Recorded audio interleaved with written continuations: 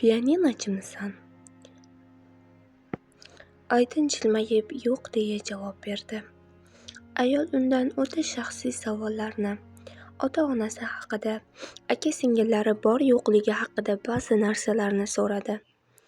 Oydin onasining yakkayu yolg'iz qiziligini, otasi yoshligida olamdan o'tganini aytganida, ayol qoshlarining bir chetini ma'noli ko'tarib qo'ydi. Bugunoq hujjatlarim qabul qilindi deb hisoblayver. Juda iste'dodli qizliging ko'rinib turibdi. Faqat tushlikdan keyin sen bilan bir joyga borishimiz kerak. Uying yaqinmi? Alohida tayyorgarlik ko'rib kelaver. Oyingga ijodiy imtihon topshirishga borishingni aytishing ham mumkin. Hozir o'zim uyingga tashlab qo'yaman. Mana bu qog'ozga nomerimni yozib qo'yganman. Damashniy bo'lsa ham tortinmay qilaver. Isming Oydinmidi? Oydin bosh silkib, u uzatgan qog'ozni oldi. Chiroyli ko'ylaging bo'lsa keyin, bu juda katta ahamiyatga ega, agar bilsang. Imtihon oldidan boshqa narsalarni ham birgalikda yana bir ko'rib chiqamiz, xo'pmi?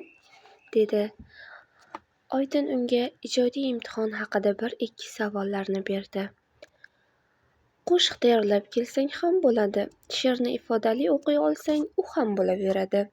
Yana nimalarni so'rashadi, to'g'risi bu ularning ishi. Sen tayyorgarlikni qattiq qilib kelaver. Mashinasida yangi olgan uylarining yoniga olib kelib qo'ygan Ra'no opa qizni mashinadan tushishini oldidan xuddi eski tanishlardek quchoqlashib, yuziga ohista o'pib qo'ydi. Avval tayinlagan gapini yana bir bor qaytardi. Soat 3larda tayyor bo'l. O'zim olib ketaman.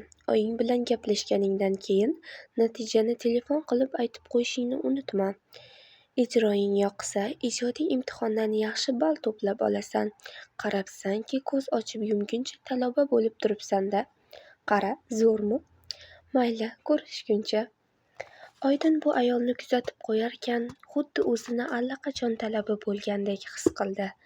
Yayrab ketdi. Uyga kirdi. Oyisi bugun ancha ish qilibdi. Mebellarning joyini yana boshqacha qilib o'zgartiribdi. Endi esa divanda charchab o'tirgan ekan. Oyi, bu nimasi? Bularni kim bilan surishdingiz? Bir o'zingiz qilmadingizmi ish qilib? Oyi, birovni yordamga chaqirdingizmi o'zi? Komodni tortmalarini olib qo'ysang, oson bo'larkan siljitish. Divanni surishga esa odam chaqirdim. Belim baribir miyishib qoldi, qizim. Nega meni kutmadingiz, oyi? Hali ovqatlanmagan bo'lsangiz ham kerak. Hozir tezda mastava solaman. Oydin shoshib kiyim almashtirish uchun ichkariga yo'l olarkan, orqadan onasining ovozi eshitildi. Hujjatlaring nima bo'ldi? Topshirdingmi? Oydin hammasini tushuntirib o'tirmadi. Qisqagina ha deb qo'ya qoldi. Oyisi bilan ovqatlanisharkan, Oydin gapni nimadan boshlashni bilmasdi. Ra'no opa bilan uchrashgan joyidan boshlab so'zlay ketdi. Ijodiy imtihonga borish kerakligini Oygul opaga aytarkan, qo'rqa-pisa onasining javobini kutib yuziga termuldi. Onaning beli og'rib turgandi. Bu gaplarga e'tibor berib o'tirmadi. Ertaroq taraddudlandi. Ketishingdan oldin belimga bir dori surtib qo'yasan shekilli, simillab og'riyapti-ya. Oydin pastdagi dorixonadan og'riq qoldiruvchi gel olib chiqib, onasiga surdi. Keyin Ra'no opa bergan raqamga telefon qilib, onasi rozilik berganini aytdi. Soat kechki 3:30dan ozgina o'tib, Ra'no opaning mashinasi bekat yaqiniga kelib to'xtadi. Ayol mashinasiga chiqib o'tirgan qizning egniga boshdan oyoq tikilib qaradi va g'ashi kelganini yashirmay so'radi. Boshqa ko'ylaging yo'qmidi, chirog'im? Ha, mayli. Mendayam senga loyiq biror narsa yo'q. Bo'ying 1.75 chiqadimi o'zi? Oydin aniq bilmagani uchun bu savolga bosh silkib qo'ya qoldi. Yo'lda Ra'no opa kimgadir telefon qildi. Ishdamilar? Ha, bayram bormidi? Akangga borishimiz kerakmi? Tushunarli, deb bosh silkidi. Bir ozdan so'ng aytilgan manzilga yetib borishdi. Ra'no ozgina mashinada o'tirib, pardosini yangiladi. "Kel, seniyam chiroyli qilib qo'yaman", dedi Oydinga yuzlanib. Oydin "yo'q, kerakmas" deganday bosh chayqadi. Chunki bor vujudini hayajon bostirib kelayotgan. Negadir qorni burab, barmoqlari qattiq sovuq qotayotgandek titrayotgandi. "Voy buvi, muncha qo'llaring muzlab qoldi. Hayajonlanyapsanmi? U yerdagi odamlar ham o'zimizga o'xshagan odam. 2 qo'li, 2 oyog'i bor, yuragi bor ularniyam. Faqat esingda tut, biron ishkal chiqarma. Hozir kiradigan joyimizning to'rida bir odam o'tirgan bo'ladi. Sochlari to'kilgan, gavdali va semizroq odam. Shu odam seni yoniga chaqirganida kulib borasan. Qiliq qilmay, aftingni burishtirmasdan yoniga o'tirasan. Qo'rqma, yeb qo'ymaydi. Savollar berishi mumkin. Agarda qaysi o'qishga kirishni xohlaysan desalar, bemalol o'qishlarning eng balandiga osilaver. Hech narsadan tashvishlanma. Mabodo san'atkor bo'lmoqchisan desa, demak xo'p deyishing kerak. Tushunarlimi?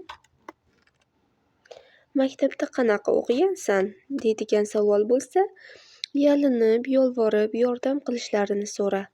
Kelishdikmi? Ha, keyinchroq ham. Zinhor u odamga qo'pol muomala qilma. Xo'pmi? Oydin xo'p deb bosh silkidi. Mashinadan tushib, qanaqadir binoning ichkarisiga kira boshlashdi. Qizig'i, ichkaridan baland musiqa ovozi eshitilar. Eshik yonidagi odamlar esa har kimni tekshirib, keyin ichkariga qo'yardi. Bu qanaqa joy o'zi? Oydin sal egilib Ra'no opaning qulog'iga shivirladi. E'tibor berma, kirsang bilasan. Eshik yonidagilar Ra'no opani ham, Oydinni ham to'xtatishmadi. Ulardan biri qizga tikilib qarab, tomoq qirib qo'ydi. Ichkari qorong'u, musiqa va raqs qandaydir bazmni anglatar. Hamma yoq tutun va achchiq g'alati hidga to'la edi. Tumandek yashil tutunni kesib ichkariga qarab yurdilar. Haqiqatda katta dasturxon, uning chet to'la har xil qizlar, ularning ichida to'rida savlat to'kib bir tepakal, semiz odam o'tirar, stol ustida esa hamma narsa aralash-quralash bo'lib ketgan edi. Oydin va Ra'no bir chetga kelib o'tirdilar. Ra'no davradagi qizlarning o'ziga yaqinini bilan o'pishib salomlashdi. Uzoqdagilarning yoniga borolmagani uchun havodan o'pich yubordi. To'rida o'tirgan odamga esa qo'lini ko'ksiga qo'yib salom berdi.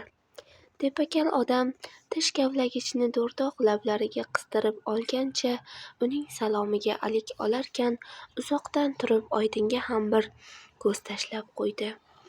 Davradagi qizlarning ko'pini Oydin qo'shiqchilarning klipida, reklama roliklarida ko'rganini esladi. Ba'zisi kinoda ham mayda rollar o'ynagan. Hammasi bir-biridan. Lekin ularning Oydinga qaratilgan nigohlari judayam sovuq ma'no kasb etgan edi.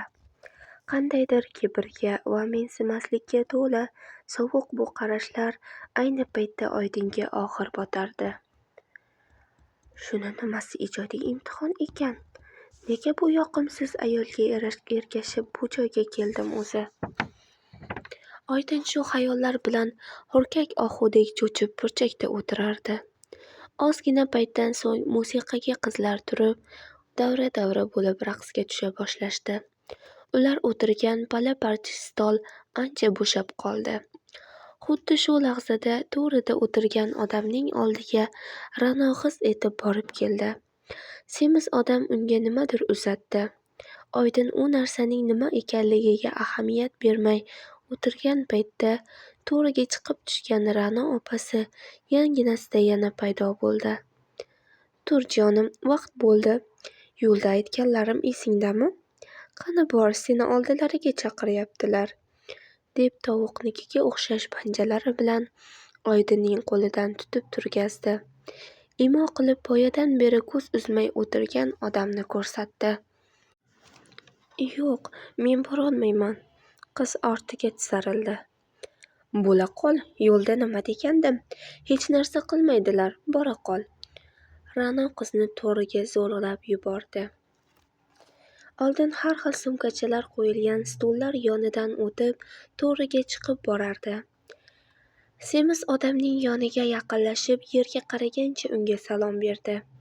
Pishillab nafas olayotgan tepakal, ko'rinishidan yirik amaldorlarga o'xshagan odam unga boshdan oyoq tikilib chiqdi. Keyin qo'li bilan o'ziga yaqin stulni imlab ko'rsatdi. Oydin yana dir-dir titrab, u ko'rsatgan joyga o'tirishga majbur bo'ldi. Bu gavdali, qorindor, semiz odam oldida tizilib turgan ichimliklardan biriga imo qildi. Boyadan beri chap yonida o'tirgan ayol u ko'rsatgan ichimlikni chaqqon ochib, kichkina idishlarga quyib uzatdi. Amaldor qizga atab suzilgan ichimliklarni o'z qo'liga olib unga uzatganida Oydin hammaning ko'zi katta-katta bo'lib ketganini ko'rdi. Ayniqsa poygakda o'tirgan Ra'no opa juda sevinib ketgandi. Ichimlikni uzatib turgan odamning o'ziga qarab Oydin cho'chib ketdi. Uning qo'lidagi suvni olishga jur'ati yetmay, yana Ra'no opa tarafga qaradi. Ayol uzoqdan ol deb imo qilardi. Oydin asta qo'l cho'zib ichimlikni qo'liga oldi. Tepakal qizga yaqinlashib, musiqa shovqinida o'qib bo'lmaydigan nimanidir qulog'iga shipshidi. Oydin boshini silkib tushunmaganini bildirgach, tepakal chap qo'lini baland ko'tardi. Shu zahotiyoq musiqa taq o'chib, raqs tushayotgan qizlar "voy" deb bir ovozdan qiyqirib yuborishdi. Oydin yana Ra'no tomonga qaradi. Ayol go'yoki zafar quchayotgandek masrur jilmayib turar, chap qoshini ko'tarib, gapini tingla degandek ishora qilardi. Hamma shovqin tugagach, tepakal odam Oydinning qulog'iga boyagi so'zini yana qaytardi. "Ko'ngling nimani tusaydi, ayt." Oydinni g'alati qaltiroq tutdi. Qulog'i ostidagi odamdan qanday qochishni bilolmasdi. Shu sababli boshini orqaga tortib, uning ko'zlariga tik qaradi va "hech nimani, faqat ketishni istayman" dedi. Semiz odam miyig'ida kuldi. "Hozir olib borib tashlashadi. Senga rostdan hech narsa kerakmasmi? O'qish-chi?" dedi. Oydin san'at institutiga hali hujjat topshirilmaganini unga qo'rqib turib aytdi. 2 sentyabrdan to'g'ri o'qishga borasan, dedi tepakal odam. Boyagina qiz stol chetida qo'yib qo'ygan ichimliklarni olib, yana Oydinga tutkazarkan. Atrofda yana shov-shuvli ovozlar kuchaydi. Hech narsani tushunmagan Oydin yana Ra'noga qaradi. Ayol tish g'ijirlatib, ich deya imo qilayotgandi. Oydin ichimlikka ozgina lab tekkizgan bo'ldi. Tikilib o'tirgan odam qo'li bilan u ichayotgan idishning ostiga oxirigacha deb qo'ydi.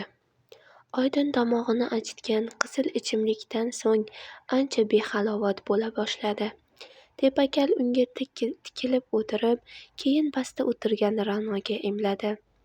Qizlarga hali o'tirishga ruxsat berilmagan edi. Semiz odam o'ng qo'lini ko'tarishi bilan musiqa yana chalina boshladi. Ra'no Oydinni davradan olib chiqib ketarkan, tepakal Ra'noga ma'noli ko'z tashlab qo'ydi. Bu shovqin suroli choydan chiqishgach, Oydin ichi qiziyotganini sezdi. Ra'no baralla bir qo'shiqni kuylab xirgoyi qilayotgan edi. Yo'lda Ra'no yaxshi kayfiyatda Oydindan o'sha odam nimalar deganini so'radi. Qiz Ra'noga darrov yutib yurgan zahrini sochdi.